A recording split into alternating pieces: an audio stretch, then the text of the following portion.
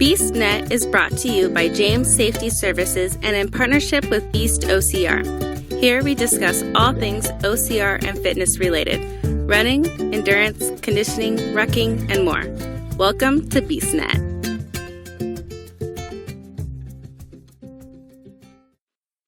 Hey everybody, it's Mike with BeastNet here, and on this episode I have with me Clare Painter. Clare, introduce yourself a little bit and kind of tell everyone who you are and what you've got. So I'll start where it kind of all started. There's a little race here in our local community of Omak, Washington, in Okanogan County, largest county in Washington State with the smallest population. It was a race that was set up at the Warrior Dash, and we have a rodeo here that's actually next weekend where people from rodeo stock come from all over. But the one thing that we're really famous for is the world famous suicide race, which is the Indian culture here runs horses off the hill, and the hill is super steep, goes straight down to the river. They splash into the river, and they cross the river and run up to the rodeo grounds, and they do it each night of the rodeo, and the points all add up to a winner. So the human being wants that same bucket list kind of journey. We supply that in the Omak Warrior Stampede. So that's kind of our signature thing, is like, where else are you going to wade across a river, climb up a really steep hill, and go to the top, do some functional stuff up there at the top, and then turn around and then just have the ability to just fly off the hill if you want. We have some people that really get some air and have a good time, and so there's footage on our Facebook page from last year, the kids that were launching themselves off the top of the hill. So we just have a permission to play on the hill, and then it all goes down in Eastside Park, which is one of the coolest features in Omak, and I think probably a really underutilized feature. But it's a huge park, and it's right along the river, and rodeo grounds are there, and there's like a skate park and swimming pool, and so we just meander through the Eastside Park for the course. So it's completely off the road, but it's a park. Yeah. And so do you have other type of things besides just playing on the hill? I mean, when you're meandering through the park, do you have obstacles? I think I saw the video. Wasn't there, I'm trying to remember, wasn't there a few other things that you guys did? Yeah, so I took it over last year. I had like 2 months to get it turned over to Claire and get the ball rolling, get people inspired to not let it waste away, because this is where I started this was the first warrior/obstacle course that I did. So it's progressed. I'm a functional fitness person, so we pick up rocks and throw them over our shoulder. We roll big, huge round bales. You climb over a pyramid of big, huge square bales. You crawl through tunnels, have a wheelbarrow obstacle. So what I've done is I want to feature what we do here in the county. It's ranching and fruit. Mm-hmm. There's fruit at the finish line for sure from one of the local producers here. It's just, there's a obstacle or two, but like we start out by running bleachers. So it's kind of a cross between a stadium kind of thing. I'm really into watching the CrossFit Games. A couple years back, they were doing I was watching the teen division. They were all running bleachers as part of it. So there's a quarter mile of bleachers at the beginning. Up and down, up and down, up and down. True. Oh, it's really cool because the sound is just amazing. So we fry your legs right out of the hole and then send you on about a 4.5 to 5 mile jaunt around the park and cross the river, roll some round bales, carry some heavy I'm going to try and get a hoist in this year, but got to convince them to let me hang that from one of the ceilings of one of the buildings. But yeah, no, it's progressing and it'll change every year. We just need more people to come over and have fun with us. So I've got it briefed over lunch. And I'm trying to get, our local taco wagon and maybe a barbecue place to eat, feed you. So I want people to come out and enjoy the park from 10 to 2 on September 14th. Nice. So it's September 14th. September 14th. Is that what you said? 10 a.m. Eastside Park, Omak, Washington. Nice. So what you said this was kind of what got you into it. What made you decide to do this? Just originally. Yeah. So, like to want to do an OCR race. Well, both. I mean, one to do an OCR race, and then wanting to run. I mean, manage an OCR race. Oh, yeah, to be a director. Gotcha, race director. So, yeah. So 3 years ago, actually it was four winters ago, in 2015, I was called by a TV producer to do a reality TV show. And I don't own a TV, so I'm taking you down the journey of American Grit. So I went there as a wild card because I was a fisherman. Everybody else was supposed to be athletes. And I was like, well, I dabble in fitness, but I don't, I wouldn't consider myself an athlete. So there was 16 of us, and we went to Eatonville, Washington in November and December of 2015 and filmed 10 episodes of basically obstacle course racing through a packed forest down there in Eatonville, and camped on site, some plywood building they built for us, and John Cena was the host, and there was 4 teams, 4 military advisors. Each team has their own advisor who doesn't run the obstacles with you, but is there to cheer you on, give you advice, make some suggestions, and just be your support system. And we were there for almost 2 months.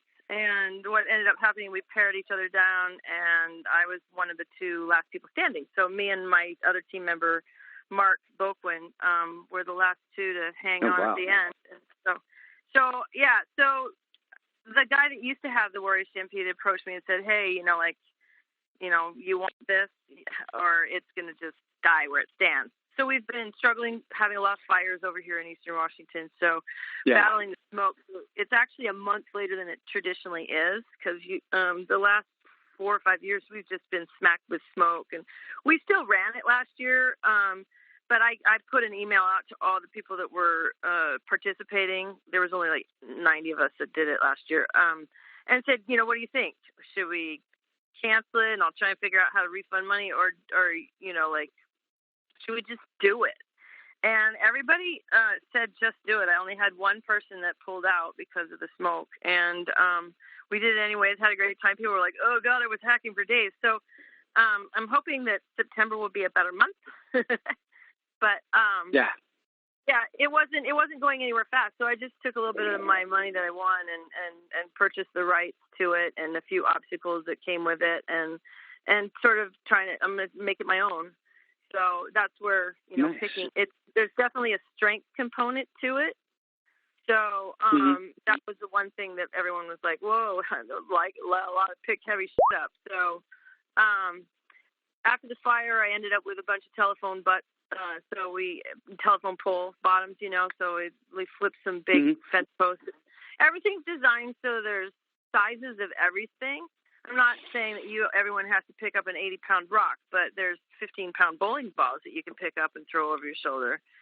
So there's something for everyone, and it's all about go outside, run around, be a kid in an adult's body, have fun. Like what you hear? Make sure and subscribe and review us on your favorite podcast platform. Be sure to find us on Facebook, Instagram, and Twitter. If you're using YouTube, please click the little red subscribe icon, then click the little bell for notifications of future episodes. And if you could, give us a thumbs up. I don't have enough volunteers to do a kids only. We did, it has had a kids only in the past, and if I can build this up and get a team behind me and get help, I could do that. So what I've done is, for anybody that's interested in doing it with their kid, it has one adult, one child, and you just you sign up as a warrior, and then there's another category to sign up for an add-on for your child. It's $10. So, and that doesn't start till noon. So my thought was that anyone that's a little bit more hardcore than the next person, they can come and run it as a warrior and compete in the morning for their own time, and then go back and get a bite to eat, refuel, and grab their kid, and then they have the choice to do the whole course or do whatever, part of the course they want to escort their child through. So basically, if you want to take your child across the river, that's completely up to you. That is why it has to be a parent-child thing. So, and you sign a waiver to do that. And we have lifeguards at the river. So, and it should be pretty low. It won't be any lower, because I go and swim in the river in one place, and I can stand up at any time. Some years it's a little higher, but this year we're pretty lean on water, so it's not really high. And September will be as low as it's going to get before it maybe will rain again sometime. Yeah, maybe. And I see, that's what a lot of people. So warm.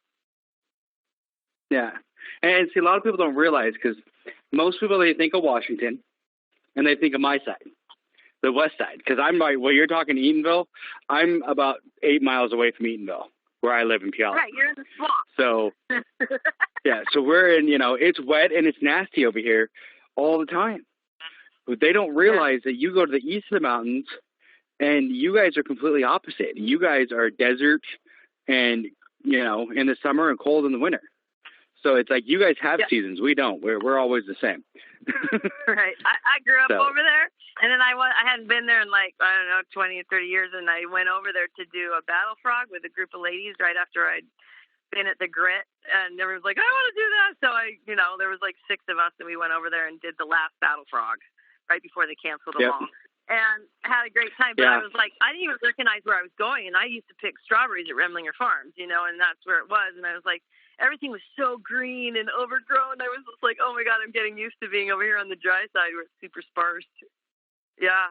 Yeah. No, it's, it's very green over here, and it's completely opposite on the other side of the mountain. So what's funny on the Battle Frog is that's the one of the races I never got to do, because I broke my foot a week before, and my son did the race in my place, and then they closed right after. So, yeah. Yeah. Yeah. No, I never got to do that one. I like my medals. It's a big one. It's really awkward, and it pokes you when you walk. But it didn't look like they changed their medals enough, and I was like, I don't want a bunch of pokey frogs, right?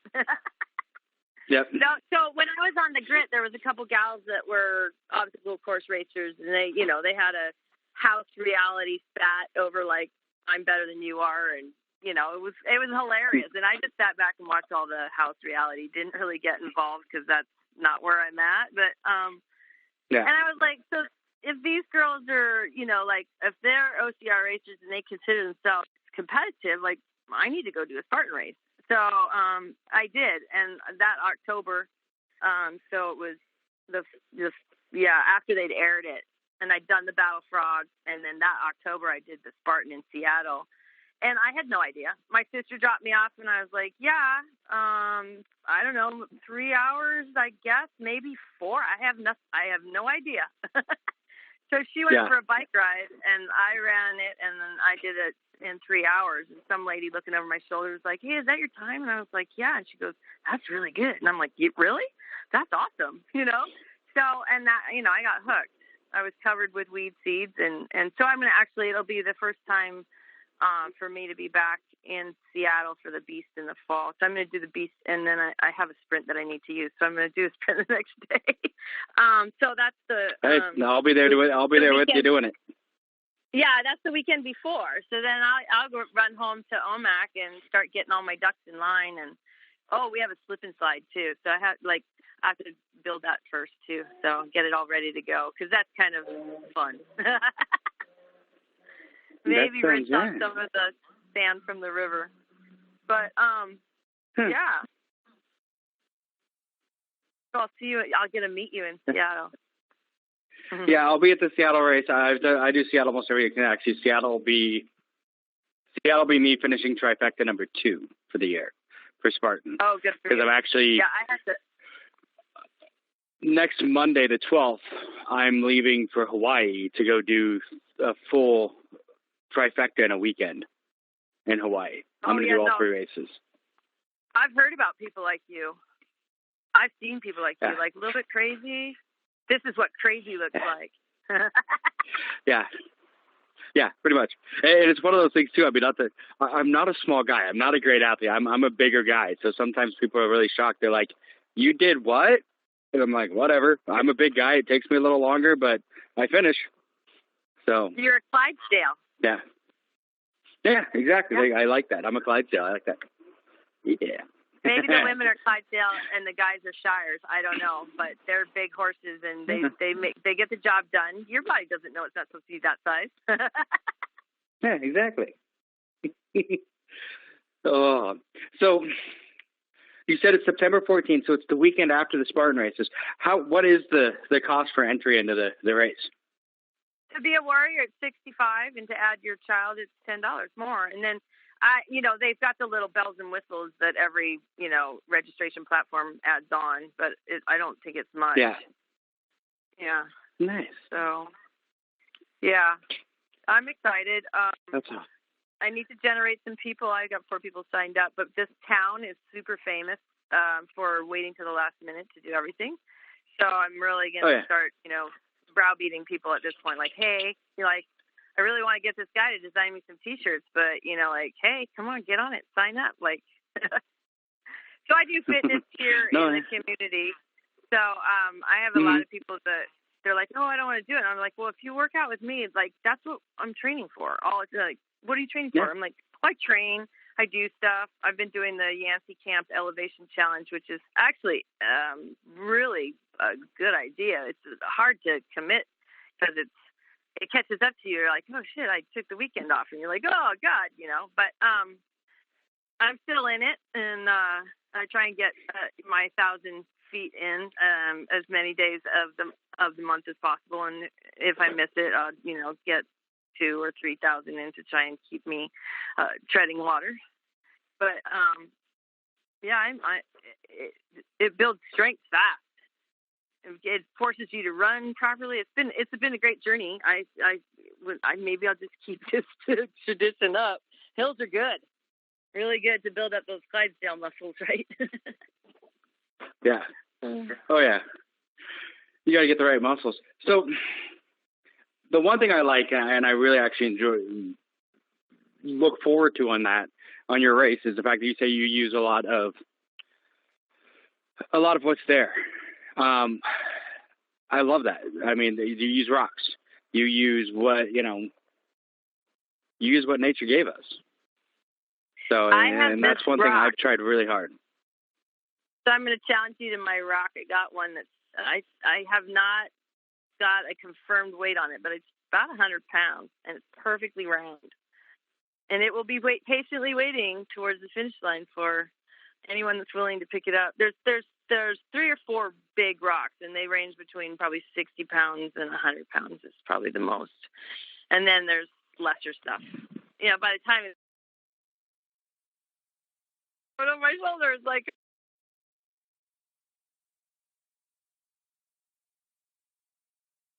but there's some cute videos on the Facebook page of people picking their rock.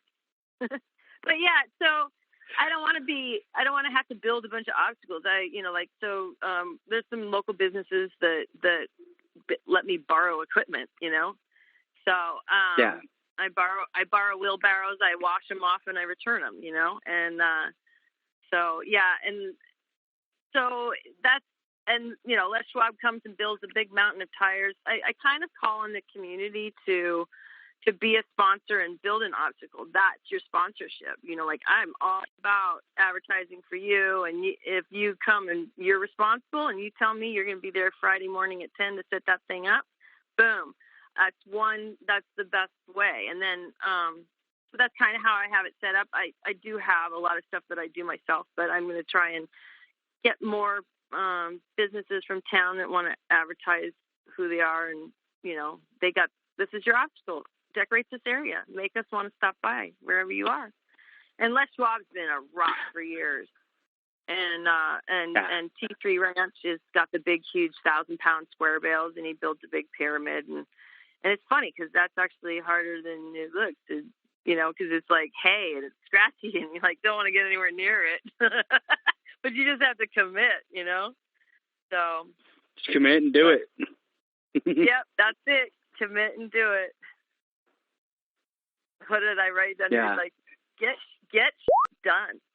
Like, go out there and just move. Yeah. That's what you got to do. Oh. Yeah. So, how have you? Well, since you've taken over, how do you enjoy it? I mean, how much is it? It sounds like you get a lot of help from the community, which is amazing. But what? I wouldn't go like overboard on the a lot help. I have some rock solid people that won't let me down. But, volunteers, so it's not like running a running race. Running race, you just need water tables and you need finish line people. Yeah. And the rest of it kind of takes care of itself. Well, obstacle, like you have tons of setup, tear down. So I'm always looking for volunteers for sure. I have to figure out if I can, do what I talked with the kids, the lifeguards about is, 2 of you volunteer. One works the first 2 hours, the other works the other 2 hours, and then you run the race. So that's all in the works and coming because it's tough. Volunteers, just like Spartan, trying to get volunteers, and trade you for a race in the future is where you kind of got to be at because that's the only way you're going to get commitment to know that your volunteers are going to be there.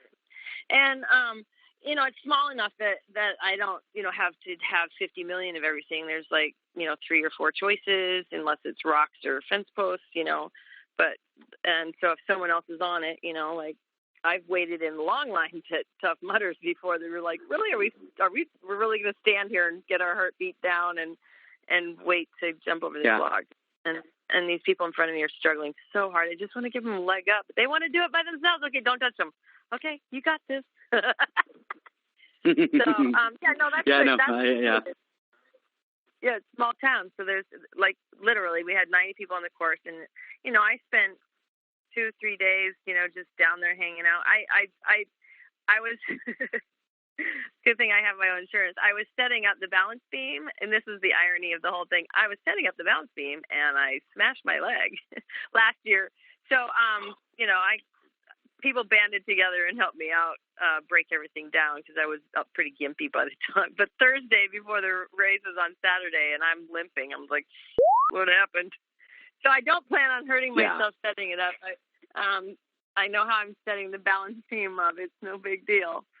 So, but yeah, I'm trying to get some fire hose. So you got some heavy fire hose drags that'll be filled with some sand, and try and be creative.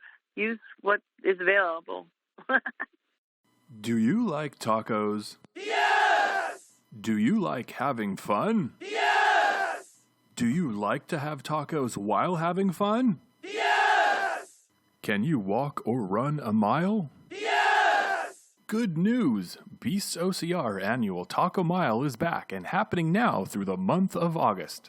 It's a virtual challenge that you can do anywhere.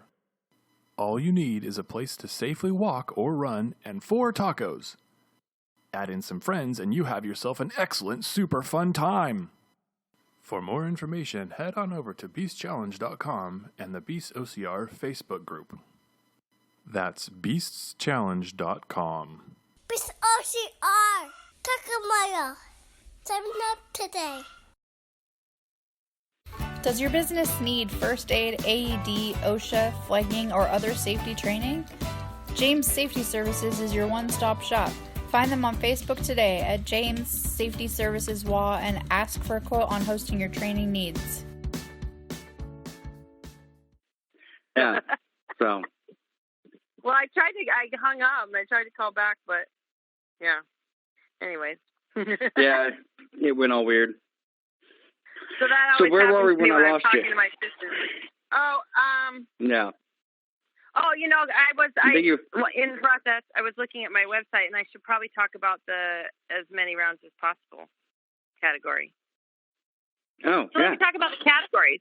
Break it down to bare bones. There we go. So when you go to the website, register, you can go to event categories. Boom, explains everything. I went through and I tried to word it so that it's I dumped it up so it gives you instructions. So no matter what you're doing, unless you're doing as many rounds as possible, you sign up as a warrior. That gets you to utilize the course.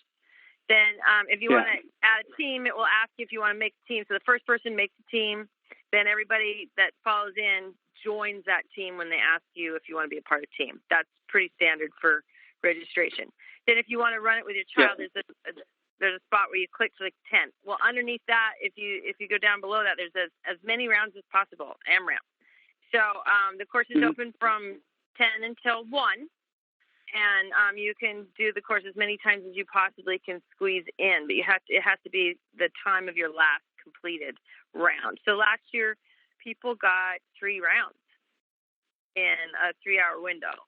So, and there was like 20 minutes or something, and so if you could do it if you were a friggin' beast, you could get a 4th one in there. So, so it's the fastest time to complete the most amount of rounds. Last year everyone got a water pack. So there's a nice, because there was like 3 or 4 people that did it. I'm like, well, guess what? Everyone's a winner.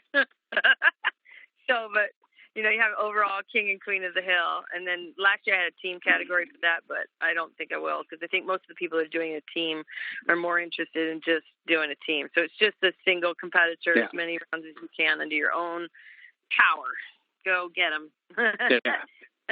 The 2 gals that did it last year, and then one guy, and then a team, a guy and a girl did it. And I was really proud of them because it was smoky, and, they just, here they come, pushing the wheelbarrow and then back into the bleachers again. And, there was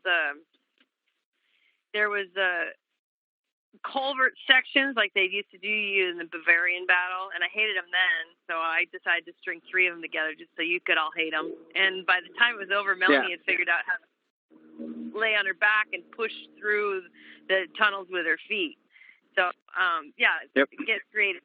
But I'm a Atlas glove wearer, and so I don't know if you know what Atlas nitrile gloves are, but I highly recommend a pair of those for the course, so that when you pick up the rock, I'll look this up. Flipping the logs and stuff like that, you don't get splinters in your hand. And I usually, jog bras are great because my gloves go in my jog bra when I'm not using them. But I don't know what you dudes do. I don't want to know where you put them. But hey, you don't want to know. So, and then knee pads. But I'm not sure I can get the culverts again. So I'm sure that will really disappoint all the people that struggled with them last year. Like, this sucks. It was 60 feet of culverts in one fell swoop. So they're hard on the knees. That does sound horrible. It is. Bavarian Battle used to be in Leavenworth, there at the little ski hill, the cross-country ski hill that they have. And they had these sections, but they were only like a 20-foot section throughout the thing. And I was like, oh, yeah, I hate those things, man. You hit them and you try and slide through there and your knees are all bruised. But they don't do that one anymore. So... And actually, there used to be one in Mackey, a little cross sport, and they do that at the park down there by the Toyo Center. That was super cute. But that one's gone, too. So the Warrior Stampede was a part of a trifecta, and, like, if you did all 3, and there was only me and one other guy that did all 3 of those one year, and that was the last year. Those other 2 were events. So, but, yeah, it was our Eastern Washington, mud run trifecta. Yeah. And, I mean, that's one of the things, like I was saying, before, one of the reasons, why we reached out to you is we're seeing too many of those little, mud runs pop up and then disappear, and we want to help promote you guys, the smaller ones, and get more of those to happen. I mean, like I said, I love the idea of yours of using what's in nature. I mean, it's, Right. I've heard so many times people like, oh, I don't have anything to work out with. I'm like, there's rocks and logs in your front yard, dude. Go pick them up. Oh, yeah. So I have a place called Barefoot Ranch. I have horses, and that's kind of my main way of making money as I do restorative self-care. And so, but I'm slowly setting stuff up here so that eventually someday this will be a place you can come camp, or if you're passing through town, you want to bring the family here and run around on the hills and do some obstacles. That's my dream. And so I kind of feel like the Warrior races, if I do generate some funds, because last year I put on a really expensive party for myself for my 50th birthday. and called it the Warrior Stampede. But anyways, I'm hoping that it will generate its own money so that I can, permanently build some obstacles here on the property. I want to do a nice. Frisbee golf course too, so that you can, because it's all about that's cool. How do I get exercise without really thinking that I'm getting exercise? So Frisbee golf, we played it out in the sheep field at Christmas time with my family, and I was like, okay, I'm totally into this, because now we're walking, hell and high water over here and over there, and you got to, bend down and pick up your Frisbee, and like, hey, we just got exercise and had fun at the park. Oh, what a cool concept. And I think that's what's missing a lot is, you think about it, back when we were younger, we didn't have video, Atari and Nintendo were just coming out when I was younger. We didn't have that where you had video games. We went out, especially during the summer, I was home for dinner. That was pretty much the rules. Like, when the street lights start coming on, you need to be home. So I was out on my bike. I was out playing baseball in the field. I was, doing all sorts of crazy stuff. And nowadays, it's like we're so into this technology that it seems like it's a hassle to get up and do any exercise. And it's like, I graduated high school 140 pounds because I was always doing something, and now it just, everyone, it's like, oh, wait, you want me to go do exercise? It's like, that's what we called fun. Yeah. When I was a kid, I had activity-induced asthma, so I was heavy and I think I was in 8th grade when they put me on some medicine. So then I started playing tennis and started lifting weights in high school. And so I always wanted to run and play like the other kids, but every time I ran, I couldn't friggin' breathe. And so I've tightened up my diet, and I don't have asthma anymore, and I figured out what my triggers were, and I try and eat really clean, and I friggin' don't even know how old I am. As far as I'm concerned, I'm the same age as the kids that come to school. And they look at me and are like, well, you're older than my mom. I'm like, not really. Because I was never a mom, so I don't have a timeline. So, hey. Or they say, you're an adult. You would understand. I'm like, oh, God, did you just call me an adult? That's harsh. Yeah. Harsh. Yeah, that's harsh. That's... I'm not adulting. No, I'm not. I could be a mentor better than an adult. Or someone called me ma'am. I was like, you can't be talking to me. Nobody calls people ma'am anymore. Am I really that old that you're going to call me ma'am? No, I'm not. Denial. No. Benjamin Button, here I come. There you go. Right on. So your dream is to pretty much make it so this is just, you have your little ranch. What was the ranch called again? Barefoot Ranch. Barefoot. See, that sounds amazing to me, because I'm one of those people, if I could get away with it, I would be barefoot every day. So I would rather walk around with no shoes on, and yeah. I run in 5 fingers, and people look at me when I show up at an obstacle race, and they're like, you're going to run in those? And I look at their shoes and go, you're going to run in those? Like, how can you feel where you're putting your feet? Like, I know exactly where I'm putting my foot down. And if I'm putting my foot down and something's underneath it, your body knows how to give so that you don't put all your weight on it. So I just, I drive around the county doing hoof care for horses. So I listen to books on tape, and someone gave me Born to Run a long time ago by Christopher Medoul. But I'm a really slow reader, so I got it on Audible, and I actually am starting it for the second time because it's such a great story with so much really valuable information on how to build strength to run and why there's so many people that are suffering from running injuries, because it's all about learning how to run barefoot, because now you can't run incorrectly. Your body just doesn't let you. Your running cadence and form changes depending on what kind of shoes you put on your feet. So I've been doing barefoot running for probably 7 years now. And I transitioned to barefoot when I did my second high ankle sprain. I was like, I'm done with shoes.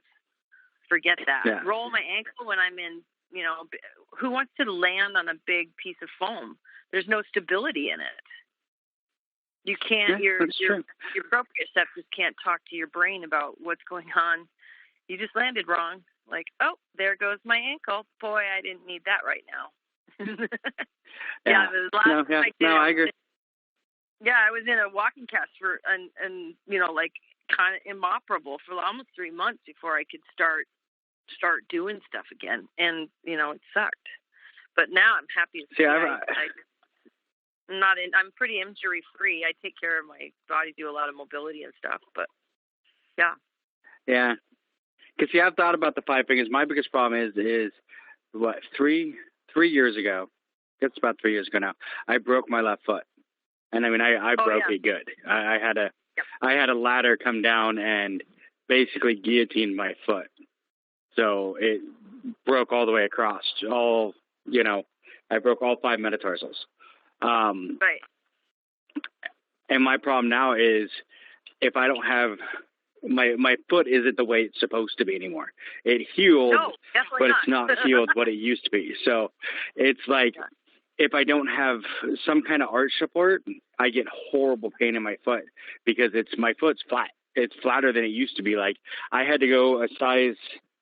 My left foot is now like almost a size bigger than my right because of all the damage. Yeah, sure. Yeah. So, and that's what my problem is, trying to find the right shoe for that. Oh yeah, no, there's more bones in your foot than anywhere else, and the feet. So in the days of torture, they used to smack people in their feet because you have so many proprioceptors on the bottom of your feet that your feet, your face, and your hands are like the 3 most sensitive places on, like you inflict some serious pain on them. And your feet are your foundation. And so as soon as your foundation is a little messed up and you can't just go in there and rebuild the corner, but you can rebuild muscles in your feet to help. But it's stabilizing. Yeah, no, I'm well aware of the leg that I've done 2 high ankle sprains on for sure. I have to do extra stuff on that side. Keeping that, my range of motion is not as good over there. And, and these people that have plates in them, you just have to, now you're an adaptive athlete. Yeah. And it's one of those things. I mean, it's as you get older, your body doesn't forget that stuff that you did when you were younger. I've had 2 bum knees. I've damaged both my knees and all that stuff over the years. And now that I'm in my 40s, it's like my knees remind me of, the damage I did years ago. Do you remember back when you thought you were invincible?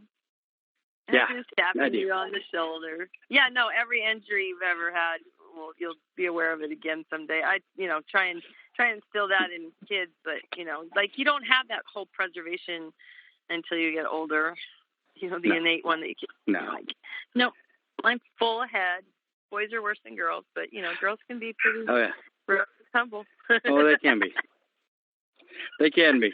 Yeah. See, me, it was one of those like my left foot. Now I always just laugh at those people when they talk about oh, I know when it's going to rain because my knees will ache. Well, that's my left foot. My left foot, I'll know. It'll be like, oh, it's going to rain in about an hour. Everyone's like, why? I'm like, my foot's aching.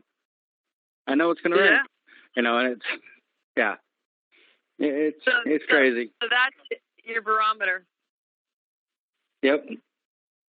My left foot. That's actually your sigil. Your sigil of your house should be your name, my left foot. My left foot. Yeah, there's a logo there somewhere, I'm sure. Oh. There has to be. Oh. So on the race, so like you said, it's the 14th and it's $65 plus, the charge, stuff like that. So is there anywhere over there like that you would recommend if people were coming over to camp or like hotels or stuff like that? Because most of us coming from this side, we're not going to want to just drive over and drive back. So where would you suggest people stay? There is a campground in the park. And then there is a campground at the fairgrounds, which is just down the road. And as far as camping in town, like close, those are the 2 big ones. But Best Western usually teams up and does a price reduction for people that are doing the race. And then the 12 Tribes Casino is a sponsor as well, and they're kind of a more bigger sponsor. They've been around since it began, and so the casinos over there, I'm gonna go and visit them and see if they are interested. But I'm on the tourist board here in our county. It's OkanaganCountry.com. And it has, if you go on the website there, it has extensive lists of places to stay, camping, and all that kind of stuff is on there at your fingertips. Let's see what else. But if I was just coming from Seattle, I was going to come over on Saturday, I want to hang around the river and swim, and camp. I'll have to check on the dates for how late the campground is open there at the park. But there's a certain amount of RV hookups. I don't know how busy they are, but the fairgrounds has their, it's more like tent camping and stuff there. I think they have RV hookups too for people who want electricity. Someday I'll have some hookups at my place, but not enough for the whole someday. Seattle, for maybe a small handful of people. But so that's the other thing is it's all about promoting our county too. Is that this is a gem, and if you like outdoor stuff, we're your place.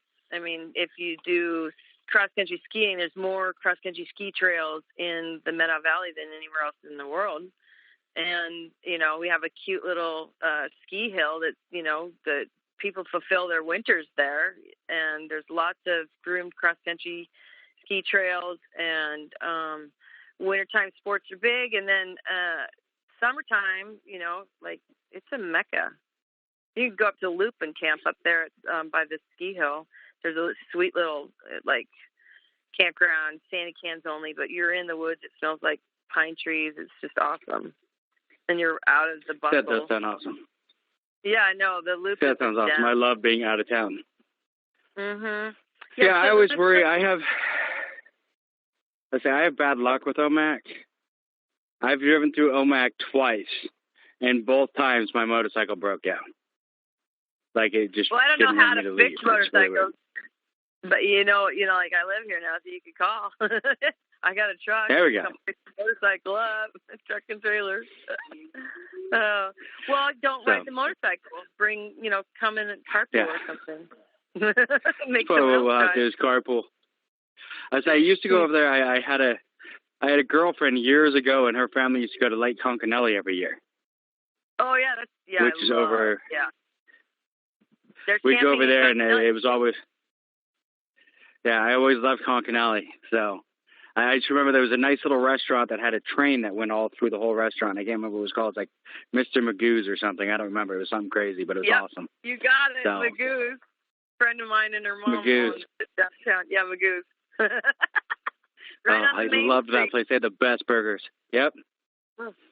Yeah. Cool. Well, every small town has got to have their diner breakfast spot kind of thing. No, it's good. We have our Okanagan Country board meetings in the back of that place. So nice. Yeah. Small towns are great. So in all honesty, Concanelli is like from the Stampede and Eastside Park rodeo grounds there. Maybe 18 miles, and then the Loop is probably like 15 miles for like if you want to get out from town. The Loop is dry. Concanelli, of course, has lakes. Here, in town, you've got at Eastside Park, you got the river. Yeah, I've just been going and swimming in place in the river, and the horses they're having their eliminations for the horse races.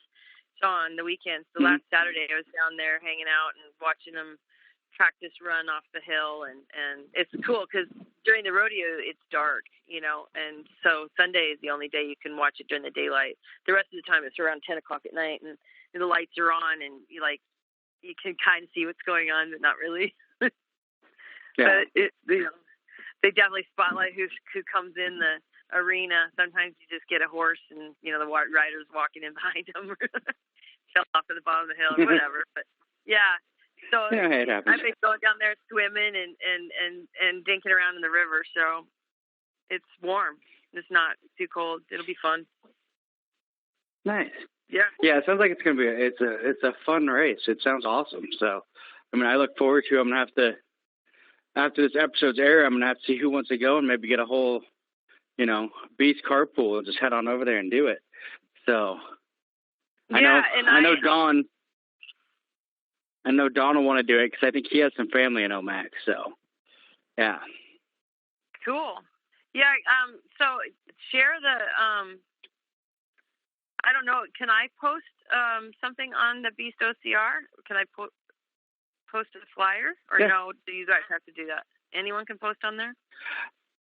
No, it probably have to go through me or one of the other admins. We could post it on there, but I'll post it. I'll post something on there about it, and then I'll make sure when we post the podcast, I'll put a link to your event and to your webpage so that people can go there and start signing up. Yeah, the Omak Warrior Stampede, so people can get signed up and do this. Yeah, no, that would be awesome. If we could generate some friggin' more people, that's great. That's how we grow this stuff. We do that to get more people. And I put up an event, on Facebook, and so for some reason I'm locked out of. Whoa, that was weird. I'm locked out of Instagram right now, so I'm trying to figure out how to get so that I can start posting on Instagram again, because I really like Instagram. That seems to be the one a lot of people are going to. I prefer Instagram a lot more than Facebook. It's a lot less confrontational. So yeah. Facebook's gotten very confrontational, and Instagram's just fun pictures, and it's fun. So yeah. So definitely. So I'm kind of a computer dinosaur. So, like you're talking about having bad luck in Omak, I'm really good at crashing computers. Oh yeah. And I only got on Facebook after the grit. They were like, "Oh well, my family wanted to see the building project, but they're like, you need a Facebook and Twitter and Instagram." And I'm like, okay, well, I can do the whole Instagram, but I'm not tweeting. I couldn't understand it. I was like, why? Like, that's the worst time. I have other things Twitter's to weird. do. But I like Instagram is awesome. They're kind of getting a lot of ads on them now too. So where I don't see people's stuff, I just see ads. And it's like, how did I get into that bracket? I actually want to see people doing cool shit, but I have to go and search for them now. I think Facebook's a little bit like that too, where they just all of a sudden they just inundate you with stuff, and you don't see. Like, you want to go in and clear house. Like, get out of my way! I can't see my friends. Yep. No, I agree. Oh, so we're getting close to that 1 hour mark, which is kind of where I like to keep these. Well, what would you like to say to the listeners of BeastNet? I mean, how would you convince them that they should be out in Omak on the 14th doing this race? Because outdoor adventures grow stronger people. So we're pitting you against Okanagan's rural aspect, and we all believe that we're farm tough because we hay bales and stuff like that. So come on over, Red Rover, send the beasts of OCR on over. Come join us. You got it. Yeah. Perfect. All right. Well, thank you. Thank you for talking to me. This has been a blast, and I definitely look forward to heading over to Okanagan in September.